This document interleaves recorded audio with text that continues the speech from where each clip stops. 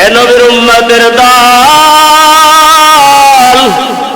মদিনার রওজার ভেতরে এমন নবীজি শুয়ারে নবীর উম্মত, যেই নবীজির রওজা দিয়া আজও পর্যন্ত একটা পাখি উড়িয়া যায় না।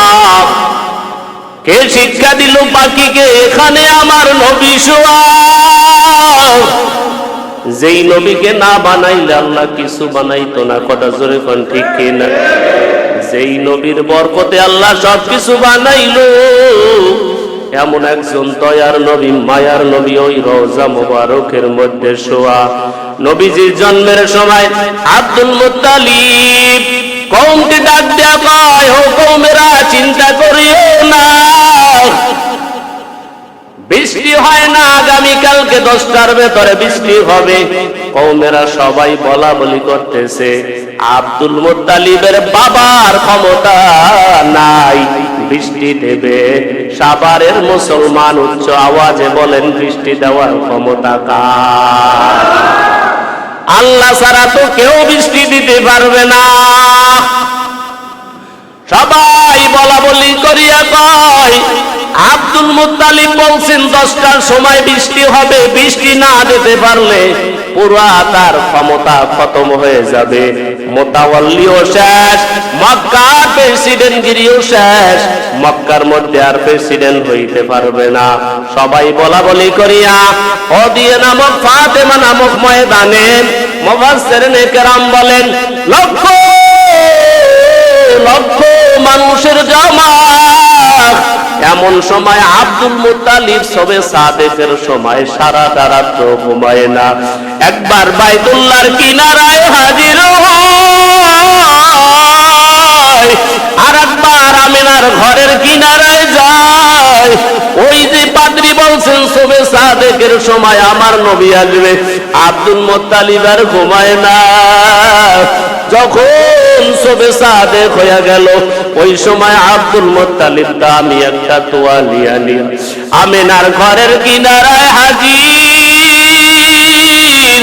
ডাক দেয়া কয়, আমিনা গো, আমার নাতি নাকি জমিনে আসছে। আমিনা ডাক দেয়া কয়, আব্বা জান, এই মাত্র আপনার নাতি পদর্পণ করছে। আল্লাহু আকবার। আপনার নাতি এই মাত্র পদার্পণ করছে, আপনার নাতিকে আপনার কলিয়াতে দেওয়া হবে। এইবার আব্দুল মুত্তালিব আল্লাহর নবীকে দামি তোয়ালিয়ার ব্যাপারে নিয়া বাইতুল্লাহর কিনারায় হাজির। বাইতুল্লাহর কিনারায় হাজির হয়ে আল্লাহ তাআলার প্রশংসা করে।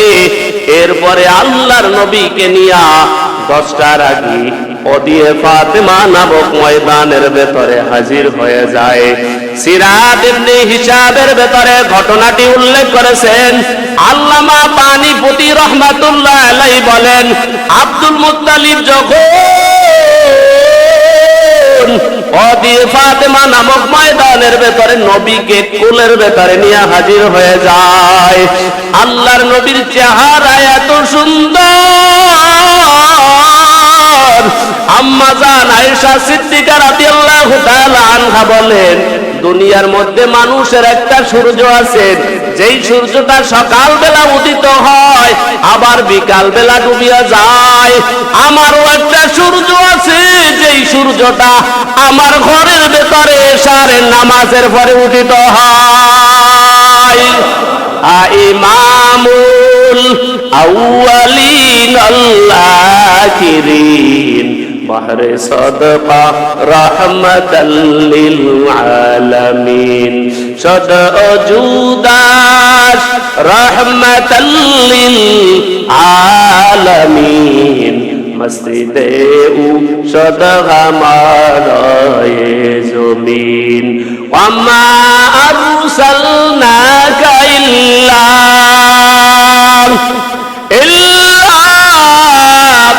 রাহমাতাল লিল আলামিন।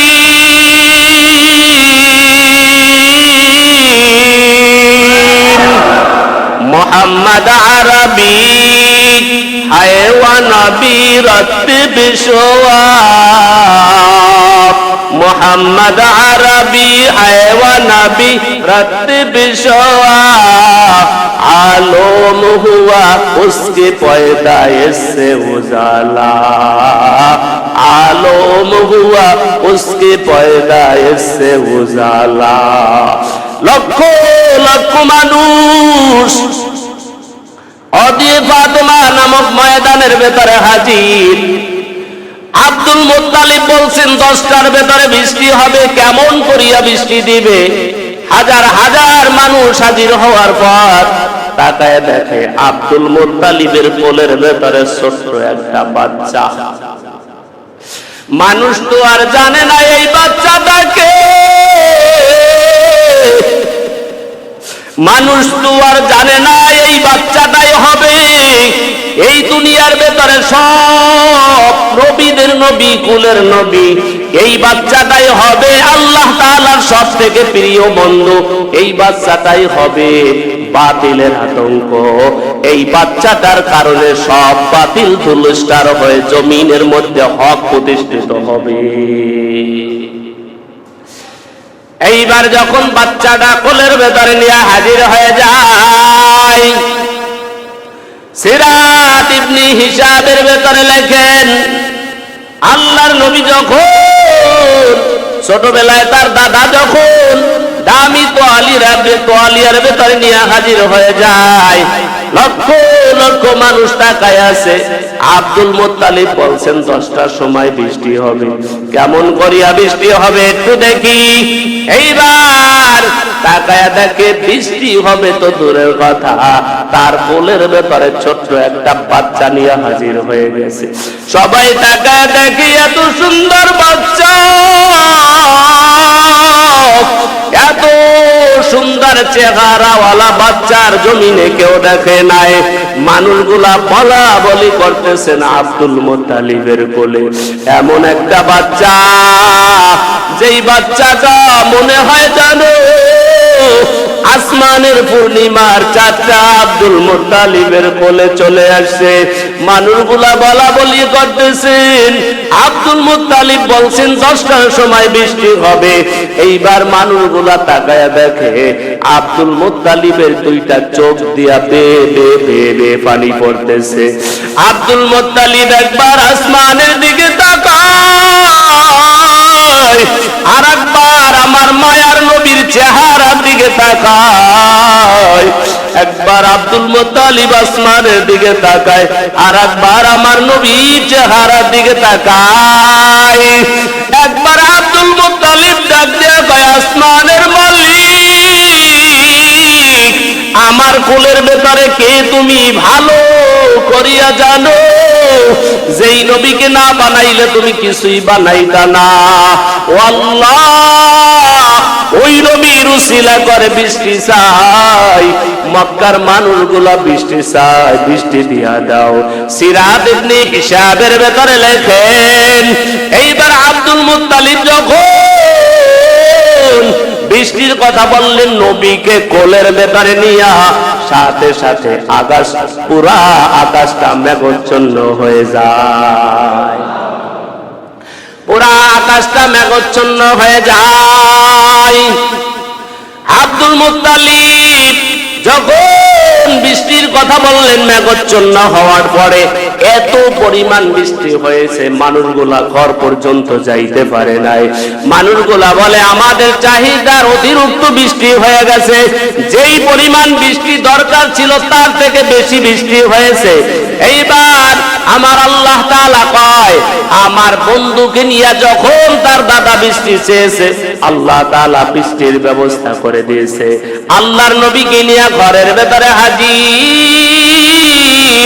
আমেনা আল্লাহর নবীকে পায়া এত পরিমাণ খুশি, আল্লাহর নবীকে আদর করতেছেন, কিন্তু মনের ভেতরে বড় ব্যথা, কারণ দাদা তার আর বাবা নাই। এত সুন্দর আমার আল্লাহ আমাকে এত সুন্দর বাচ্চা দিল, কিন্তু আজকে তার বাবা নাই। যদি তার বাবা থাকতো আজকে কত আনন্দ হইতো, কিন্তু তার বাবা নাই। আমিনা রাদিয়াল্লাহু তাআলা আনহা আল্লাহর নবীকে আদর করতেছেন, চুমু খাইতেছেন। ওই সময় প্রথা ছিল যেই বাচ্চা মক্কা নগরীতে জন্মগ্রহণ করবে নিজের বাচ্চা নিজে দুধ পান করাইতে পারবে না, অন্য জায়গায় নিয়ে যাবে, অন্য মানুষে দুধ পান করাবেন। এটা ওই জমানার মধ্যে প্রথা ছিল, ওই জমানার নিয়ম ছিল, ওই জমানার আইন ছিল। যেই বাচ্চা যেই মহিলা প্রসাব করবে নিজে দুধ পান করাইতে পারবে না, অন্য মানুষে দুধ পান করাবে, অন্য মানুষের বাচ্চা সে আবার দুধ পান করাবে। কথা বুঝেননি? মানুষগুলা অনেক দূর দূর থেকে আসলো। ধনস্থ ব্যক্তির বাচ্চা যদি আমি পাই তাহলে দুধ পান করাবো, অনেক মোটা অঙ্কের টাকা পাওয়া যাবে। এই আশায় ধনীদের থেকে সব বাচ্চাগুলা মানুষ নিয়ে গেল। আইসা শুনে আর বাবা নাই, বাবা নাই শব্দটা শুনিয়া আল্লাহর নবীকে আর কেউ নেয় না। এদিক দিয়া ভাগ্যবান ভাগ্যবতী একজন রমণী আল্লাহর নবীর দুধমা হালিমাতুস সাদিয়া রাদিয়াল্লাহু তাআলা আনহা আল্লাহর নবীর কিনারায় আসতেছেন, কিন্তু হালিমাতুস সাদিয়া রাদিয়াল্লাহু তাআলা আনহা গরীব হওয়ার কারণে ভালো তিনি উটের পিঠে পিছে চড়ে তিনি আসতে পারেন নাই। তিনি যেই সময় আসতেছিলেন উটটা ছিল একেবারে দুর্বল, অথবা কোন কিতাবের মধ্যে উল্লেখ করেন খচ্চরের পিঠের উপরে চড়ে আসতেছিলেন, এই খচ্চরটাও ছিল দুর্বল।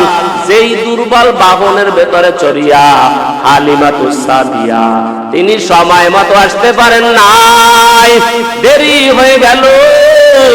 আয়েশা হালিমাতুস সাদিয়া রাদিয়াল্লাহু তাআলা আনহা পুরা মক্কা নগরীতে তালাশ করলেন, ধনী কোন ব্যক্তির বাচ্চা পাওয়া যায় নাই।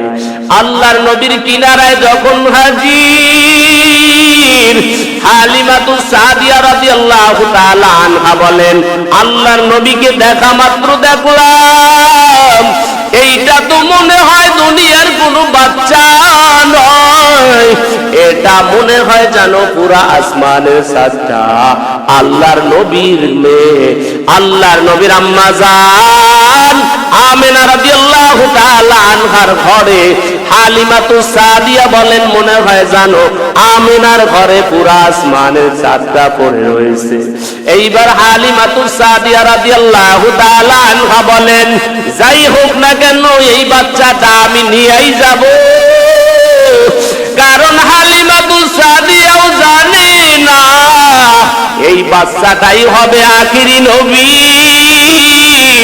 এই বাচ্চাটাই হবে শ্রেষ্ঠ নবী, এই বাচ্চাটাই হবে ইমামুল মুরসালিন, এই বাচ্চাটাই হবে খাতামুন নবীন, এই বাচ্চাটাই হবে শাফিউল মুজনাবিন। হালিমাতুস সাদিয়া নিজেও জানে না এই বাচ্চাটা এত দামি একটা বাচ্চা। এইবার আমিনা রাদিয়াল্লাহু তাআলা আনহার সাথে কথা বললেন, বললেন আমি বাচ্চাটা নিব, তবে আমি গরিব মানুষ, ঠিক মতো আমি খানা মনে হয় খাওয়াইতে পারবো না। আমিনা বলেন তারও বাবা নাই, তিনিও হইল এতিম, 5 মাস আগে তার বাবা চলিয়া গেল, তারও বাবা নাই। যদি নিতে তোমার মনে চায় নিতে পারো, তবে তার বাবা নাই, নিয়ে যাও। হালিমাতুস সাদিয়া বলেন যত গরিব হোক আর যত ইতিম হোক তারপর আমি এই বাচ্চাটা নিয়ে যাব। এইবার হালিমাতুস সাদিয়া রাদিয়াল্লাহু তাআলা আনহা আল্লাহর নবীকে যখন কোলে নিলেন, হালিমাতুস সাদিয়া বলেন আমি কোনো বাচ্চা কোলে নেই নাই, আমার মনে হয় জানো পুরো আসমানের চাঁদটা আমার কোলে চলে এসেছে। ইমামুল আউয়ালিন ওয়াল আখিরিন বহরে সাদকা রাহমাতাল লিল আলামিন।